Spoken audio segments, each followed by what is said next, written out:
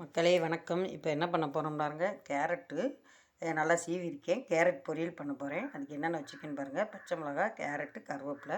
இப்போ எண்ணெயை காய வச்சுட்டேன், நல்லெண்ணெய் ஊற்றிருக்கேன். அதுக்கு வந்து கொஞ்சம் கடுகு உளுந்த பருப்பு போடுங்க.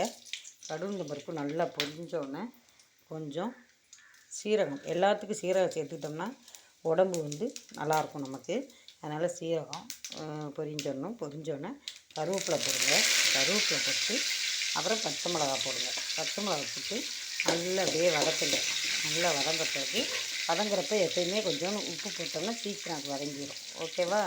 இப்போ என்ன சொல்ல வர்றேன்னா, விருச்சிக ராசி ஆண்களை மேச ராசி பெண்கள் கல்யாணம் முடிக்கவே கூடாது. ஏன்னு கேட்டிங்கன்னா, மேச ராசி வந்து ரொம்ப டேலண்டாக இருப்பாங்க.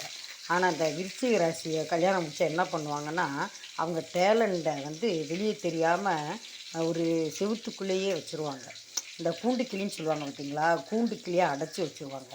அது மட்டும் இல்லாமல் அவங்களுக்கு பிறக்கிற பிள்ளைங்க இருக்குது பார்த்தீங்களா, அவங்களும் அவங்கள வந்து அதே மாதிரி அதிகாரம் பண்ணி அவங்கள ஒரு கூண்டு கிளியாகவே வச்சுருவாங்க. ஆனால் அவங்க மேஷராசியை பாருங்கள், அவங்களுக்கு வந்து எதையுமே ஒன்று பார்த்துட்டா உடனே செய்யணும் அப்படிங்கிற ஒரு ரொம்ப ஆர்வம், டேலண்ட் எல்லாருக்கும். ஆனால் அந்த விருச்சிக ராசியை கல்யாணம் முடிச்சிட்டா அவ்வளோதான். அவங்க வந்து ஒரு சிறையில் அடைபட்ட கிளி. பார்த்துக்கங்க மக்களே, சுதாரிச்சுக்காங்க. நன்றி, வணக்கம். இப்போ வந்து என்ன பண்ண போகிறோம்னா, பச்சை மிளகா வதங்கிருச்சு. அப்படியே கேரட்டை போடுறோம். கேரட்டை போட்டு நல்லா அப்படியே வதக்குறோம். வதக்கி வேக வச்சு சாப்பிட்றோம். அவ்வளோதான்.